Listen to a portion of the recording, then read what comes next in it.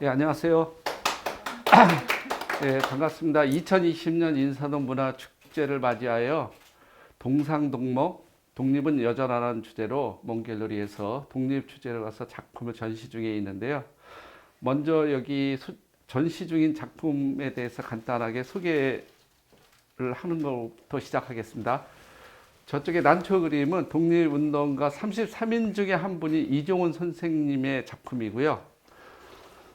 이것은 독립운동을 주도했던 건동진 선생 33인 중에 한 분입니다. 건동진 선생의 작품이고요. 그 옆에 독립만세라고 쓴 것은 백범 김구 선생의 작품이고요. 기미 독립선언서 선언문 병풍으로 되어 있는 거는 부곡 이가로 선생의 작품입니다. 유목이죠. 그리고 요거는 동릉 김관진 선생 독립운동에 아주 임시정부에 지대한 공헌을 했던 독립운동가이시고, 또 저쪽에는 고당 조만식 선생님의 작품이고, 저쪽에 치가 격언이라고 되어 있는 거는 저거는 김읍이라는 후산 김읍 선생이라는 독립운동가인데 그렇게 유명한 게 알려져 있지는 않습니다. 어쨌든 오늘 제가 독립이라는 주제로 작품을 설명할 작품은 여기 권동진 선생님하고 동농 김관진 선생 작품인데, 여기 먼저 우리 작품 설명을 하기 전에 여기를 보면 좋겠네요. 백범 김구 선생님의 여기는 백범이라고 써 있고 여기 김구 지인이라고 써 있나 그러는데, 이렇게 글씨의 책에 주문 먹이 묻어 있는 거, 인주가 묻어 있는 걸 갖다가 이걸 주문이라 그러고요. 이름에는 이 글씨에 그 주문이 묻어 있고 하얗게 돼 있죠. 그런 걸 백문이라 그래서 우리가 유목을 볼 때는 백문, 주문 구분할 수 있으면 아무래도 이해하는 데 도움이 될 것 같습니다. 제가 이제 설명할 부분은 우당 권동진 선생님의 독립운동하기 전에 이 부분은 이제 그 전에는 한국 화산거사 권동진이라 했죠. 신축년이니까 1901년에 쓰신 작품이에요.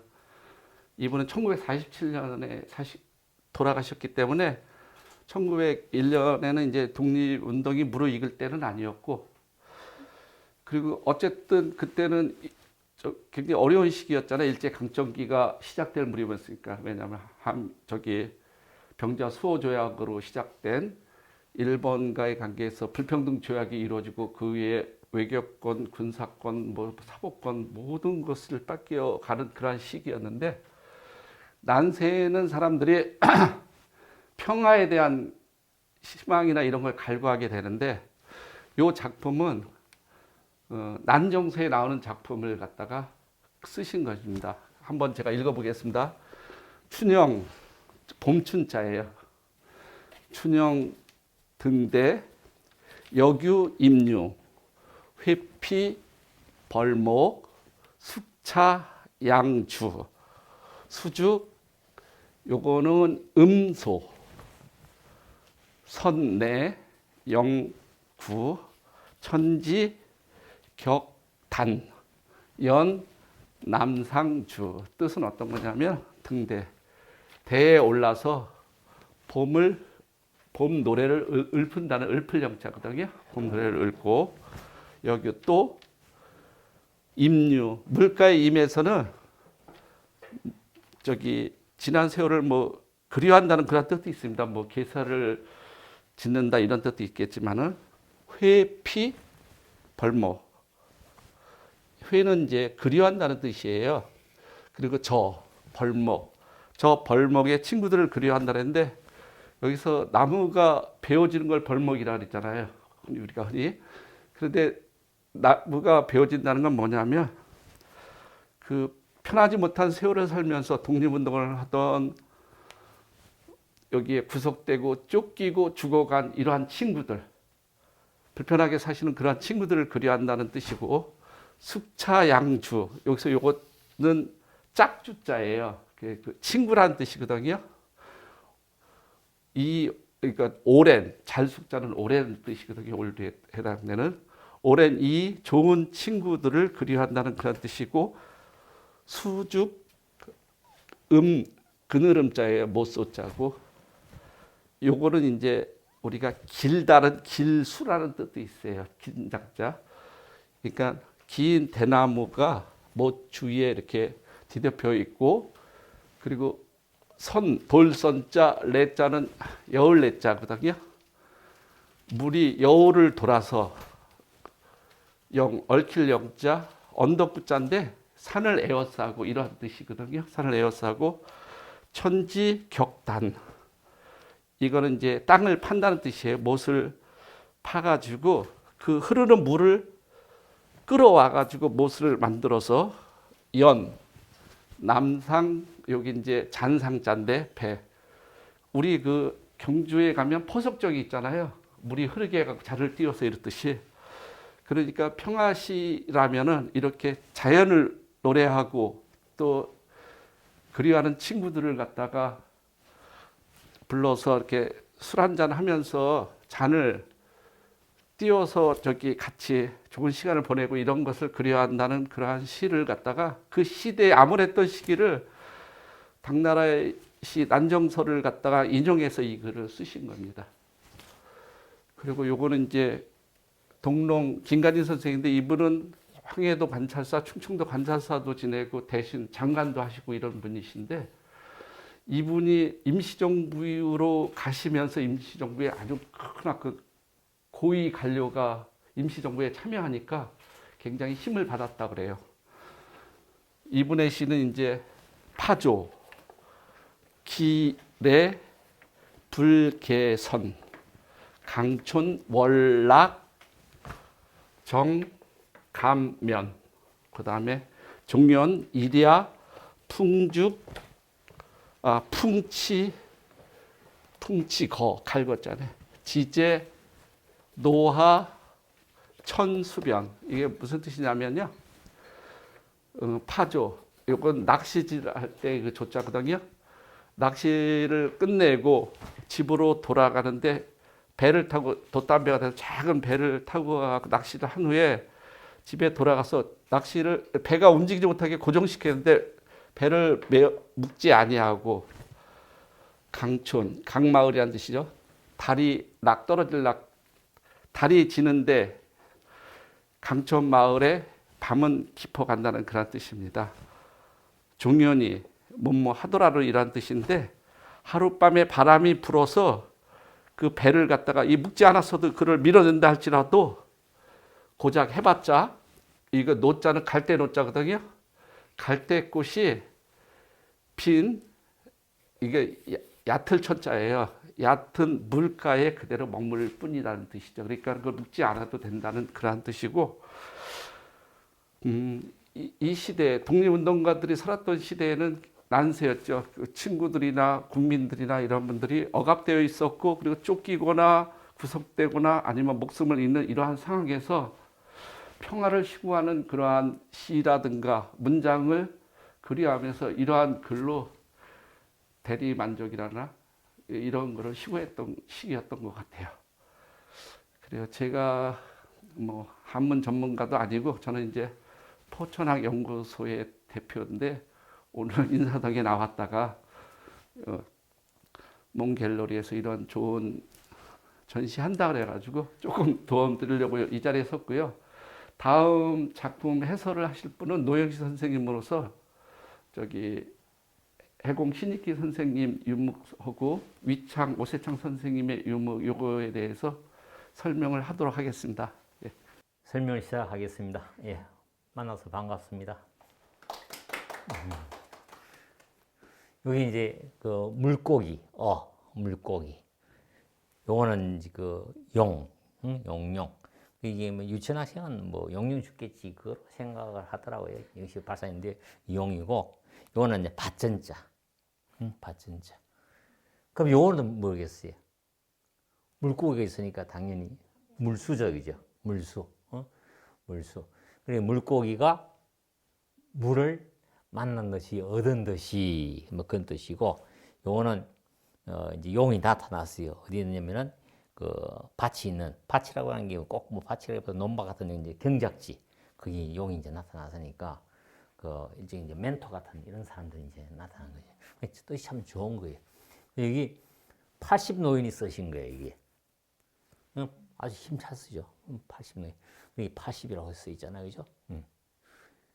근데 여기도 보면은 또 80이라는 게 또 써져 있어요, 이게 도장에. 그래서 이게, 가짜들은 이런 걸 함부로 하기 힘들죠. 이것도 80, 이것도 80 같이 하려면 다 힘들죠, 그죠? 그러니까 다 같이 보면은, 아, 이게 진품이구나. 이런 게 알 수 있죠. 그리고 요거는 이제 개미가 이게 1943년. 여기 또 개미라 또 써 있어요. 개미 1943년 했다.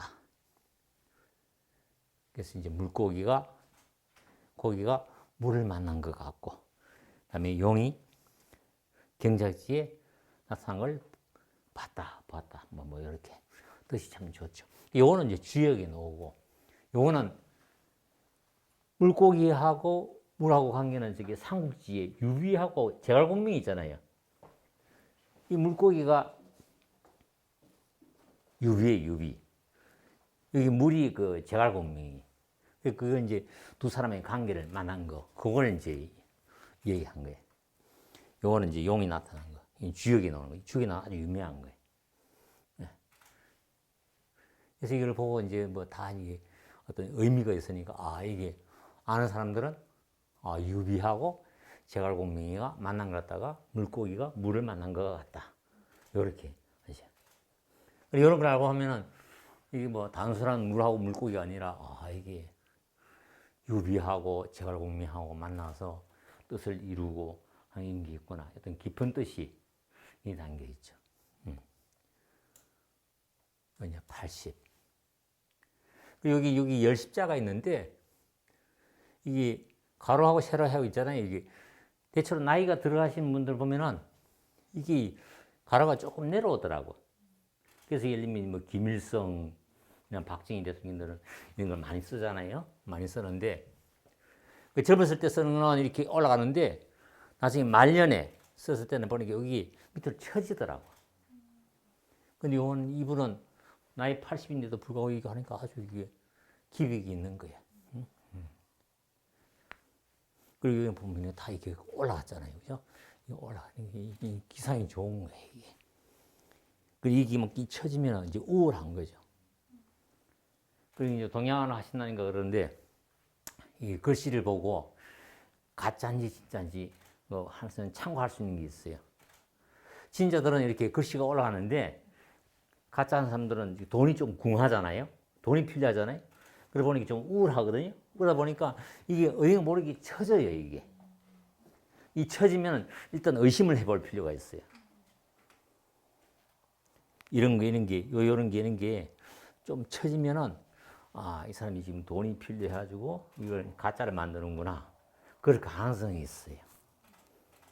실제로 이 가짜들 보면은 이런 게 처지는 경우가 많아요.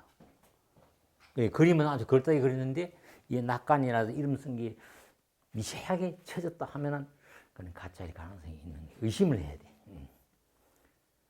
그 다음에, 요건 이제 해공신익기는 그 3.15 뭐 부정선거 있고 뭐 이런 거 할 때, 그때 출마해가지고 갑자기 세상을 떠난 정치가인데, 뜻이, 그거 다 보이시죠? 그죠? 예.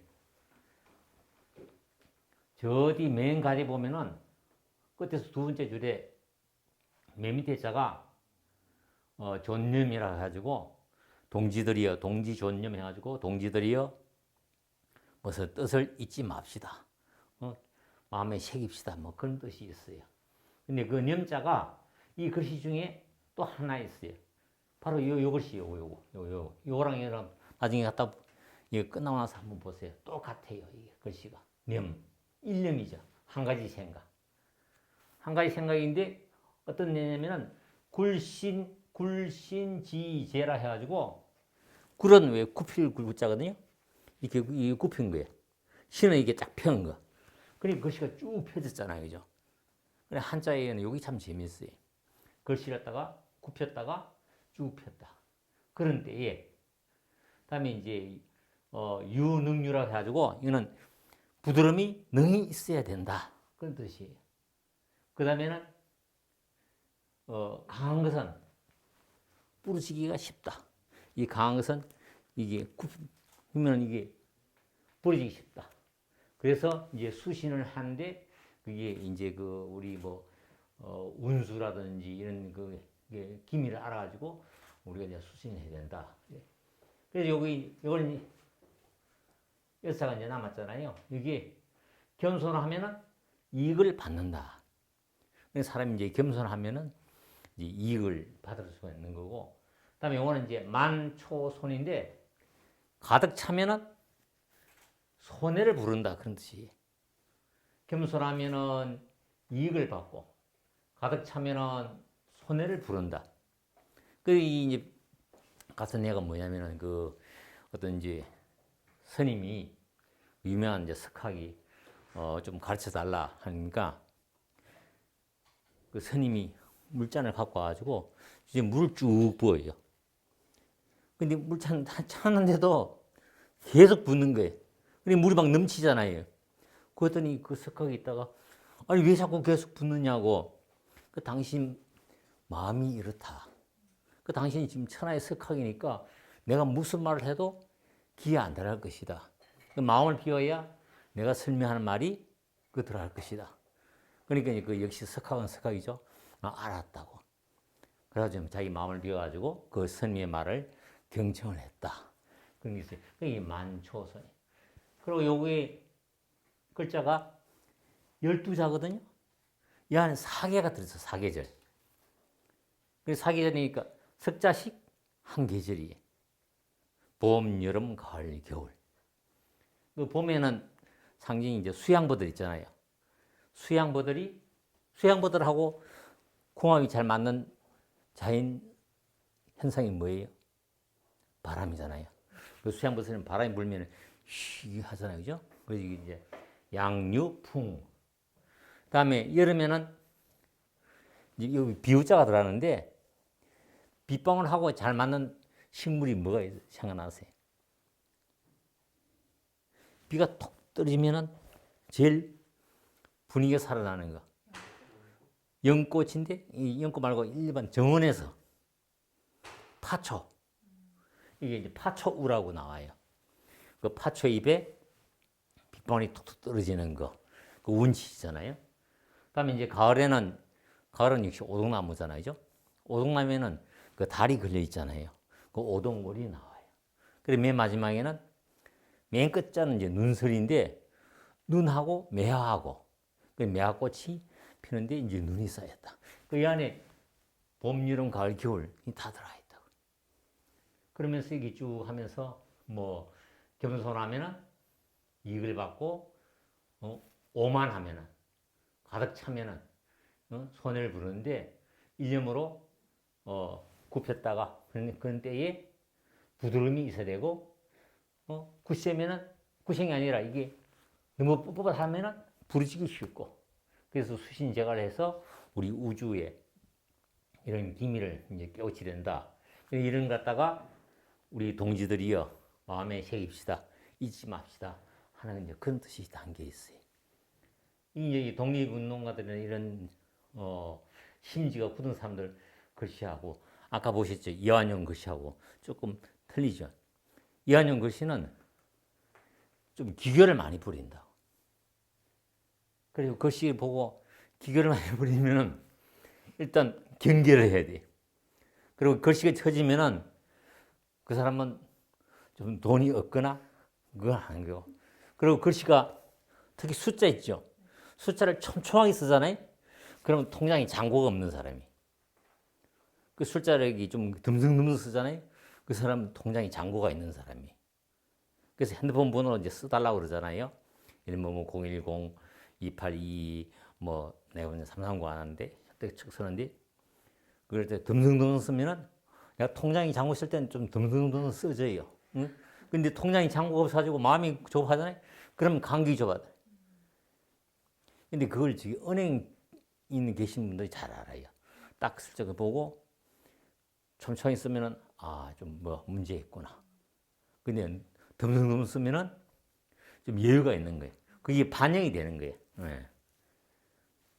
그래서 이제 그런 게 있고. 네.